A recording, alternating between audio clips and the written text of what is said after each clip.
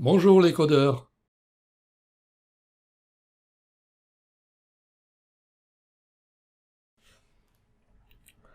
Lors du dernier tuto, nous avions finalisé le codage de ces deux boutons, c'est-à-dire le téléchargement d'historique et l'affichage de ces historiques, comme ceci, sous forme de croix, avec les années à un ordonnée et les semaines ici en abscisse.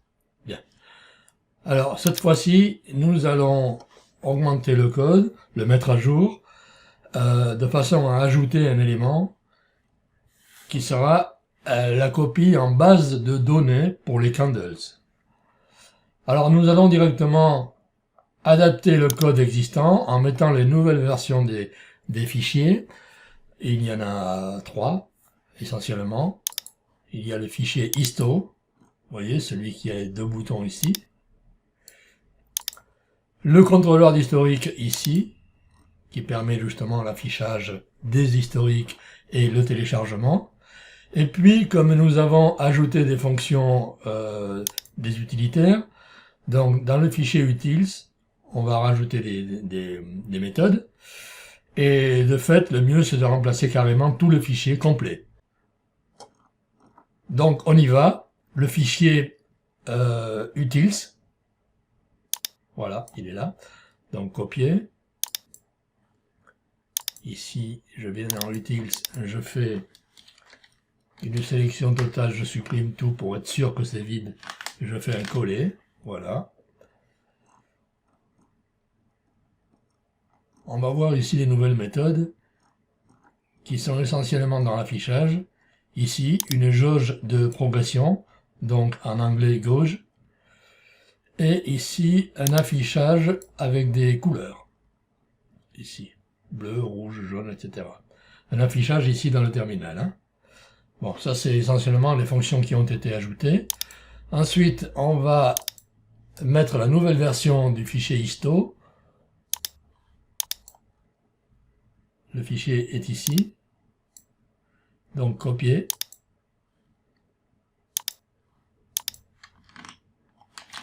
Je supprime tout. CTRL V. Bien. Alors, déjà, on s'aperçoit qu'il y a 3 boutons. Donc, voir historique et télécharger. Et le dernier, ajouter, synchroniser base de données. Voilà. Et ensuite, on a le fichier ici, contrôleur histo, contrôleur des historiques, qui est ici, ctrl histo. Donc, copier. Et ici, CTRL A pour tout supprimer, CTRL V. Voilà.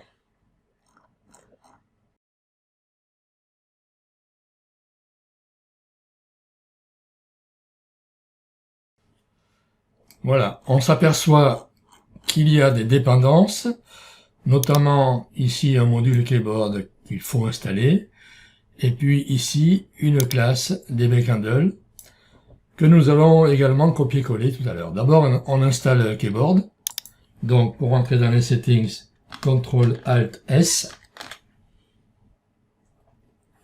Voilà, ici keyboard il n'y est pas, donc on fait un plus.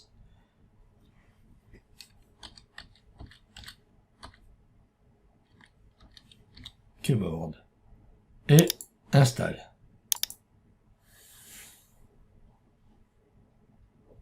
Voilà, c'est terminé. On vérifie. Keyboard est ici. Version 0.13.5.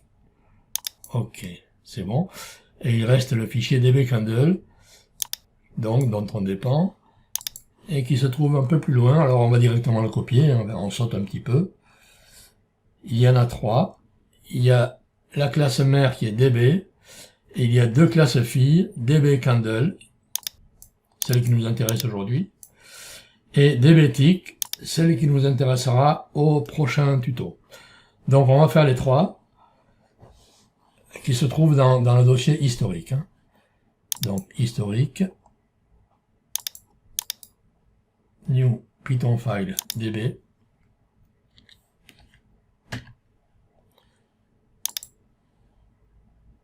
db, copier, coller. Et dbcandle au même endroit, Python file, dbcandle, ici, copier, coller. Et le troisième, dbtick, copier,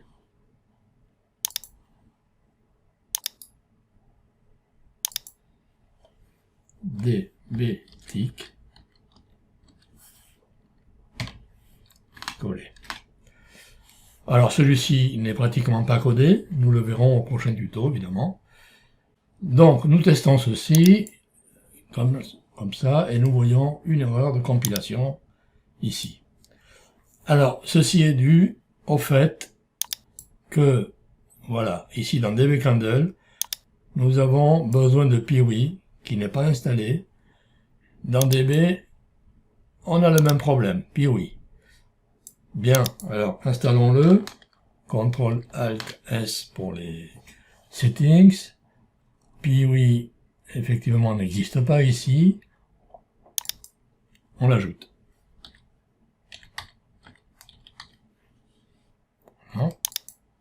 Installer.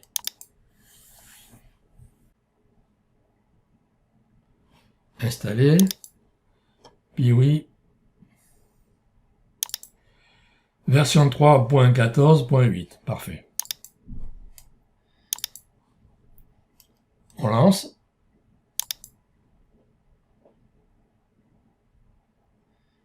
Voilà, cette fois-ci, on n'a plus d'erreur. Et on va tester, déjà, voir, déjà on voit les trois boutons ici. Donc, voir historique, on est sur quoi? GBP CHF. Est-ce qu'on en a au moins?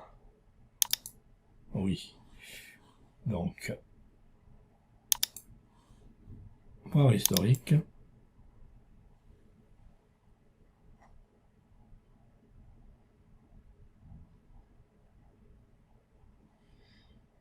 Voilà ce que nous obtenons. Ici, les petites grilles en couleur. On voit qu'il y a des petites choses, notamment un fichier qui est absent ici. En 2015, la première semaine. Et ici, en 2021, les 4 dernières semaines. Bien.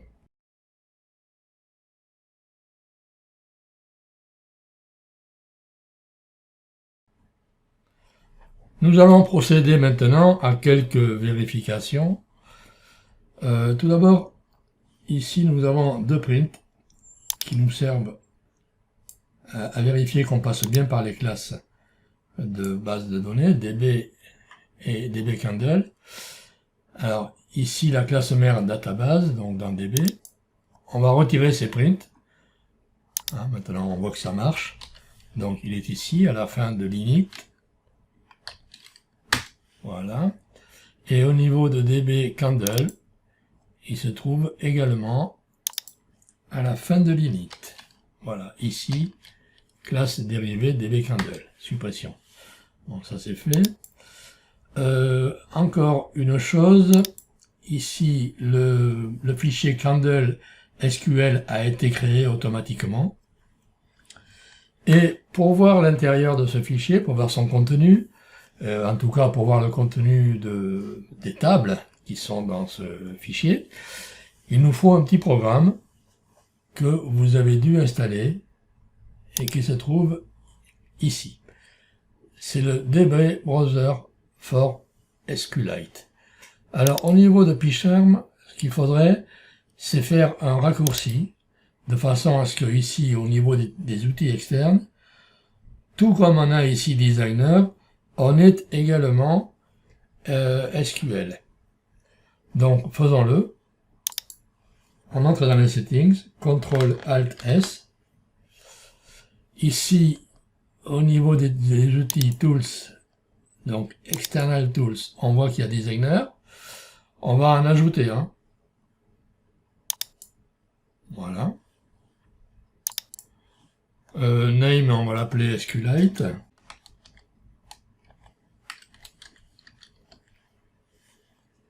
Ici, au niveau du programme, on va chercher sur le disque dur son emplacement. Voilà. On mettait des guillemets devant et derrière pour vous affranchir des espaces qui sont ici, vous voyez. Sinon, ça ne marchera pas. Argument, on va mettre un fil dire.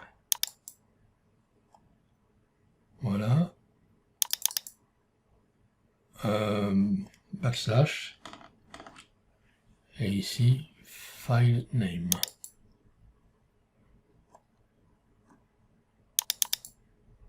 Voilà. Et au niveau du dossier de fonctionnement, ce sera file dir. OK. Ici, on retire cette coche. Et puis, c'est bon. OK.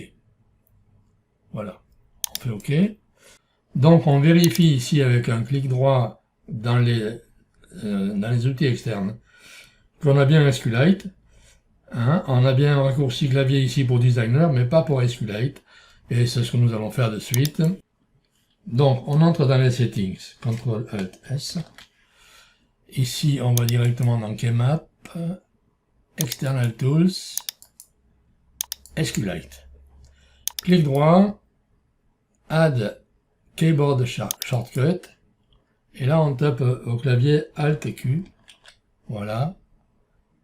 Et on fait OK. OK.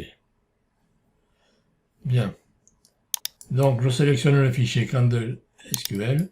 Et maintenant, j'ai deux possibilités. Soit en cliquant là-dessus, soit en faisant le raccourci clavier Alt-Q. Donc, testons le raccourci clavier. Je me place dessus. Alt-Q. Voilà, nous avons ce programme qui s'ouvre. Et on voit bien ici le fichier, c'est Candle SQL dans GVP CHF. On voit les tables qui ont été créées. Et si je prends une table, celle-ci par exemple, on voit les champs qui sont à l'intérieur. Bid open, bid height, etc. Et la même chose pour les autres, évidemment. Toutes les tables ont le même contenu au niveau des rubriques, hein, des colonnes. Voilà, donc nous allons nous en servir tout à l'heure parce que si je parcours les données, on s'aperçoit que les tables sont vides. Les tables sont ici, c'est vide, tout est vide. Bien, je ferme ceci. Et donc maintenant, nous allons pouvoir faire des tests.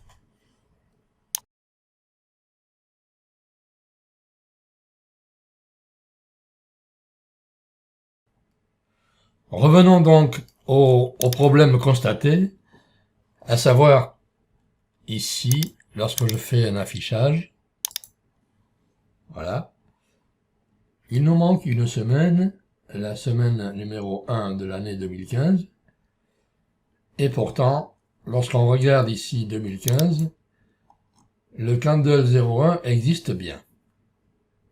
Alors, nous allons élucider ce mystère, expliquer pourquoi.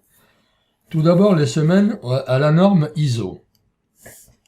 Bien, la norme ISO 8601, exactement, nous dit que les années ont 52 semaines, à l'exception de 2015, 2020, etc. Et ça, nous le voyons sur Internet, par exemple ici 2015, à 53 semaines. 2013, par exemple, 2013 à 52 semaines. 2014, 52 semaines, etc. Ça, vous pouvez le voir sur ce site. Bien. Si l'on regarde ici au niveau de 2012, au niveau des fichiers, hein, alors que la semaine 53 en ISO n'existe pas, le fichier Candle 53, lui, existe. Donc ça prouve, si vous voulez, que les fichiers ne respectent pas la norme ISO. D'autre part, le contenu des fichiers, par exemple ici, je vais aller sur le disque dur, explorer. Voilà. Ce fichier candle01 qui est censé ne pas exister, puisqu'ici on a un point, on va l'ouvrir. Voilà, donc ici on a toutes les lignes. On va à la dernière pour voir la date. Et on s'aperçoit que c'est le 9 janvier 2015. Et ce fichier se nomme Candle01. Donc il est censé être la semaine numéro 1. Or, à quel moment tombe le 9 janvier 2015? Ben, nous allons le voir de suite. Donc 2015. Hein. 2015. Et le 9 janvier, on va se mettre comme ça pour bien voir les deux. Voilà. Ici, le 9 janvier correspond à ceci, c'est-à-dire entre le 5 et le 11, qui est la semaine numéro 2. Bien. Tout ça pour dire que le nom des fichiers ne correspond pas toujours au contenu. Donc, je referme tout ça. Voilà. Pour vous dire que dans la nouvelle version des fichiers, ce problème est résolu tout simplement parce que pour connaître à quelle semaine correspond un fichier, il n'y a pas d'autre solution que d'aller lire le contenu du fichier et de voir la date à laquelle il correspond. Et ça se passe quelque part ici, vous voyez, j'ai écrit une phrase, on goûte, entre guillemets. La dernière ligne du fichier pour connaître le numéro ISO de la semaine. Et on a le code ici. De plus, il y a un autre problème important, celui-là, c'est que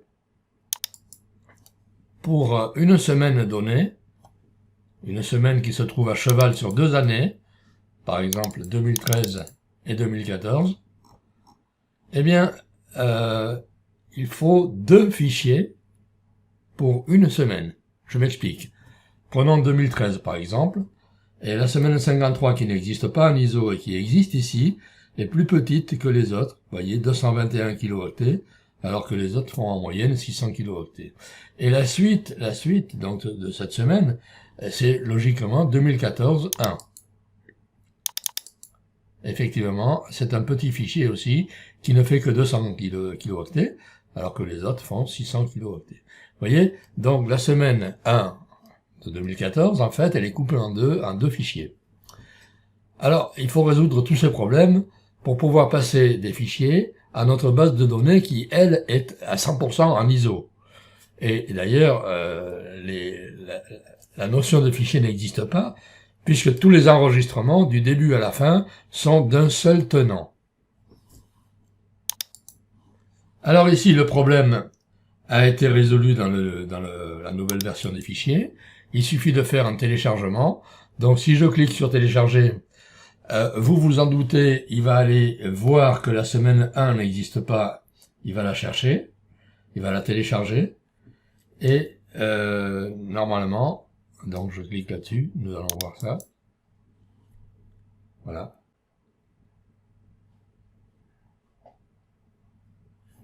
Bien. On s'aperçoit que la semaine 1, ici, elle est en conformité avec la 2015. Semaine 1, 2015. Mais que, en réalité, le fichier téléchargé, c'est la semaine 53 de 2014. Et voyez ici la différence. Hein. Voilà. Donc, on a téléchargé la semaine 53 de 2014 qui n'existait pas. Alors maintenant, elle existe. Et si l'on regarde ici l'état des téléchargements, on s'aperçoit que la semaine 1 de 2015 existe. Et elle existe à la fois en tant que fichier et en tant que donnée dans la base de données, puisqu'on a un rectangle bleu.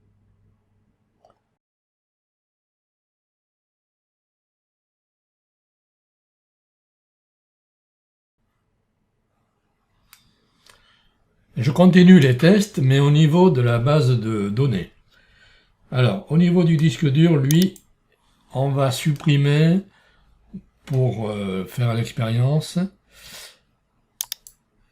carrément le dossier euro-dollar, EUR-USD, suppression. Voilà. Donc ici, à gauche, si je clique là, il disparaît. Très bien. On lance main, le poste de contrôle, on sélectionne ici euro-dollar, très bien, et on fait un téléchargement.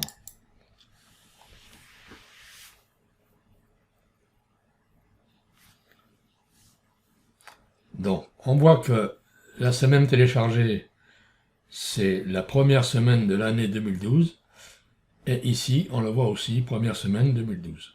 De plus, on a un rectangle bleu qui signifie que le fichier existe, donc 2012.1, et que les données existent également en base de données. Nous allons vérifier cela. Donc, euro-dollar est réapparu, 2012, et voilà, Candle 01 CSV existe, c'est le seul, hein, c'est normal. Et ici, au niveau de Candle SQL, on va l'ouvrir avec Alt Q. Voilà, et on va parcourir les données. Alors, Day, donc, on a 5 enregistrements. Alors, cela est normal, bien que la semaine ait 7 jours, parce que l'ouverture du marché se fait pendant 5 jours. Lundi, mardi, mercredi, jeudi et vendredi. Voilà. Donc, si je me mets au niveau des semaines, on va en avoir une, évidemment. Voilà. Au niveau H4, donc toutes les 4 heures, on en a beaucoup plus. Toutes les heures, on en a donc 4 fois plus, pardon, c'est H1, voilà, etc. Donc, le maximum, évidemment, c'est M1 toutes les minutes. Et on voit que le fichier a 6815 enregistrements dans la table M1. Toutes les tables sont ici. Hein. Je ferme ici la fenêtre main. Voilà. Et je vais directement à la fin du contrôle histo où on a un code de test de démarrage dans le main. Donc je choisis ici euro-dollar, EUR-USD. Je vais choisir ici le téléchargement de, mettons, 100 semaines, c'est bien. Et je fais un clic droit pour faire Run CTRL histo. Donc, on démarre directement ce fichier-là. Hein. C'est parti. Vous voyez, il faut garder la touche CTRL appuyée pour arrêter l'exécution, parce qu'elle va être relativement longue. Donc, je vais accélérer la vidéo.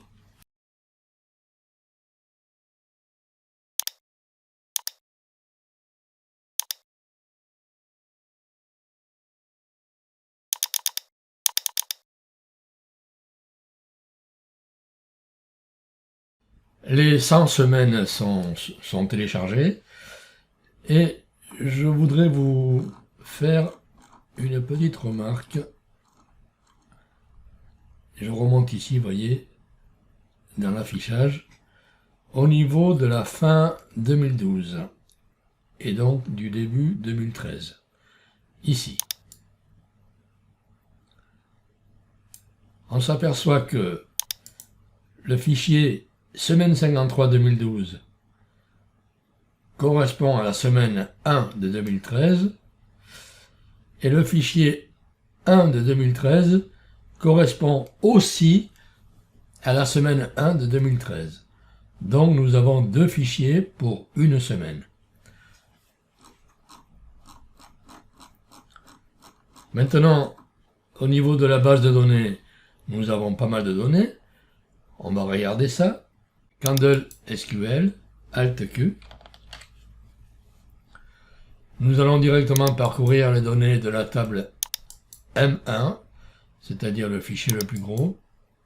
Voilà. Et on a 700 000 enregistrements. Voici donc le dernier.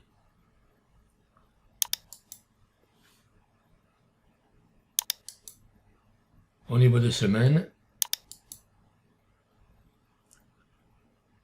effectivement, il y en a 101, puisque au début on avait une semaine et on en a ajouté 100.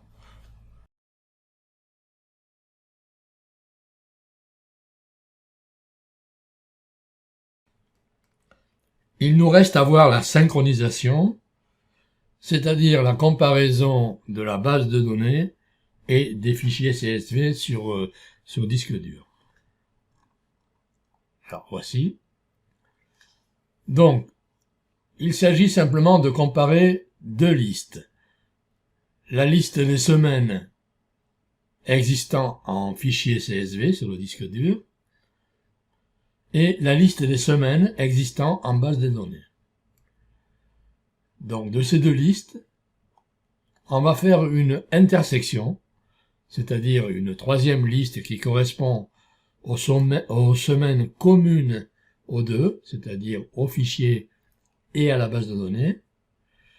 Et à partir de cette intersection, on va pouvoir définir ce qu'il manque dans la base de données, ce qu'il faut y ajouter, donc, et ce qui est en trop dans la base de données, c'est-à-dire ce qu'il faut supprimer. On a un algorithme ici qui nous montre que en 1, on fait la liste des semaines de la base de données, en 2, la liste des semaines en fichier CSV, et ici l'intersection entre les deux. Maintenant, quelles sont les semaines à supprimer dans la base de données? C'est une liste qui se nomme LDrop et que l'on calcule comme ceci, en utilisant bien sûr l'intersection. Quelles sont les semaines à ajouter à la base de données à partir des fichiers, à partir des fichiers CSV? Eh bien, ces semaines sont dans la liste LAD, qui est également calculée comme ceci, à partir de l'intersection. Alors, il reste trois méthodes à coder, qui sont ici, et qui se trouvent à la fin du fichier CTRL histo. Le voici, donc je mets côte à côte pour voir. CSV to DF, list to update DB, et add UX, qui sont donc ici.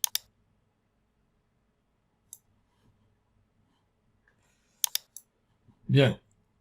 Alors, ça correspond à peu près à 1% du code, puisque nous avons déjà fait 99% pratiquement. Il ne vous reste plus qu'à vous inspirer de ce qui est fait. Toutes les opérations en base de données sont déjà codées, donc on n'a pas à y toucher. Il suffit simplement de coder ces trois méthodes. Alors, moi, de mon côté, je le fais, et je reviens à vous après ça pour faire des tests. Donc voilà, j'ai codé mes trois méthodes qui sont ici, et ce que nous allons faire maintenant, c'est tester des fichiers dans lesquels on va tester des devises dans lesquelles il y a des fichiers, mais dans lesquels on n'a pas encore de base de données. Par exemple, celui-ci, EURCHF, on a 25 fichiers dans l'année 2012, bien. Donc, ici, je vais commenter cette ligne, je vais décommenter celle-ci, Euro, CHF, ici, on va vérifier les semaines, très bien, et on lance le fichier CTRL histo ici. Voilà, donc on voit clairement nos 25 semaines, et ce sont des petits carrés mauves, c'est marqué ici, CSV en carré bas, mauve. Alors, pour tester, on va simplement lancer la synchronisation, puisque c'est le but de ceci, et je lance la vérification des semaines en suivant. Donc c'est parti. Voilà. Donc la semaine 1, c'est OK. La semaine 2, c'est OK. Voilà. Donc vous remarquez qu'on peut arrêter ici, manuellement, en gardant la touche CTRL appuyée.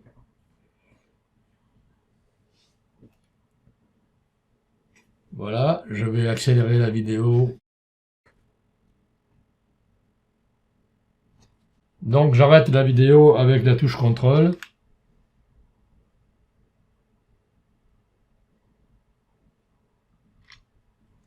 Voilà, arrêt demandé, arrêt manuel demandé. Et j'ai arrêté à la semaine 11, et on voit effectivement que les 11 premières semaines sont complètes aussi bien en fichier que en base de données, alors que les semaines qui sont ici, celles qui suivent donc,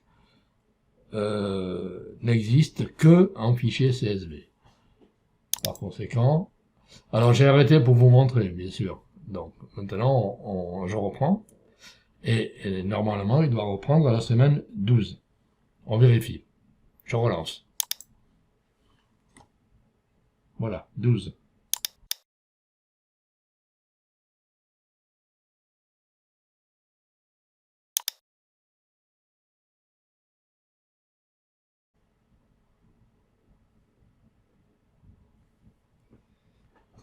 Voilà, c'est terminé. Je relance une synchronisation pour voir simplement qu'il n'y a rien à synchroniser. Alors c'est parti. Voilà. Candle CSV-DB, OK. La synchronisation est inutile. Effectivement, on n'a que des rectangles bleus. Bien, nous allons faire un test. Ici, nous avons donc 25 fichiers que l'on voit ici dans l'explorateur de fichiers de Windows. Et le test que je vais faire est le suivant. Je vais faire un trou, par exemple ici, en supprimant 5 fichiers. Donc, suppression. Voilà, donc on a un trou entre 10 et 16. Hein. Et je vérifie ici en affichant, je vais commenter cette ligne, en affichant les semaines, vérifier Wix. On y va.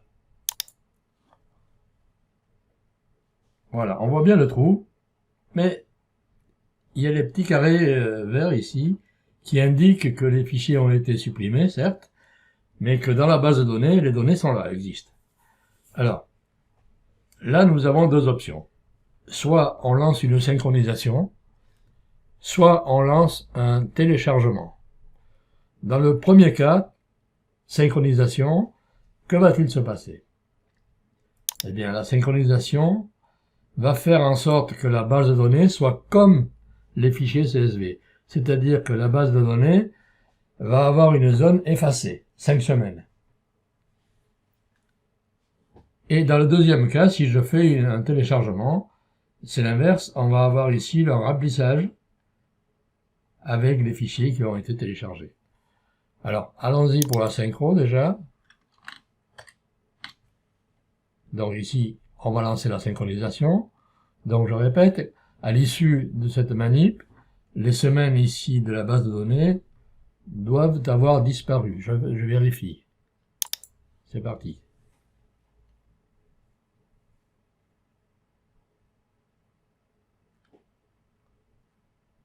Et voilà. C'est très rapide. On a un joli trou entre 10 et 16 là. Donc les semaines qui sont ici sont absentes.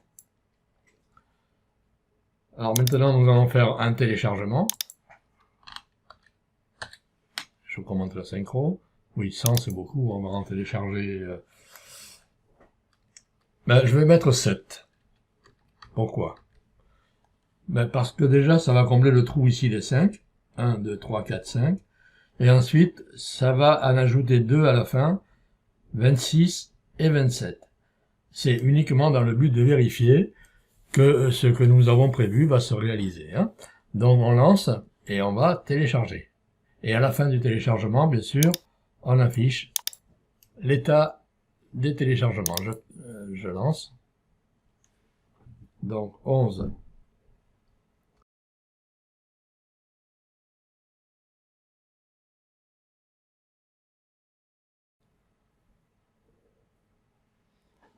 Voilà.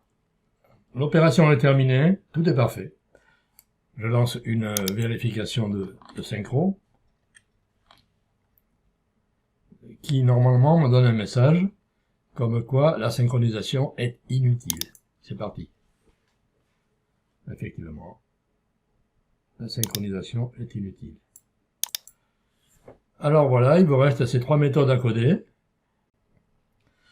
Bon, une ultime vérification, mais pour la forme, en fait, on va lancer la fenêtre main, et cette fois-ci, on va le faire de façon confortable, je dirais, en cliquant sur les boutons. Donc, on quitte le mode geek, on se met ici, on va choisir EURCHF, donc c'est ça, et ici, voir historique déjà. Voilà, je vais mettre ça ici. Ok, et maintenant, synchroniser. Ok, le message. La synchronisation est inutile. On s'y attendait, mais bon. Je vais même faire un téléchargement. Alors ici, avec le bouton, le téléchargement est de 1 semaine. Hein. Mais si vous voulez, vous pouvez modifier le code. C'est ici, dans le fichier histo. Hein. Télécharger. Et nombre de semaines, il est réglé à 1. Mais vous pouvez l'adapter à vos besoins, évidemment. Alors on y va. Téléchargement, on va avoir 1 semaine, hein, la 28.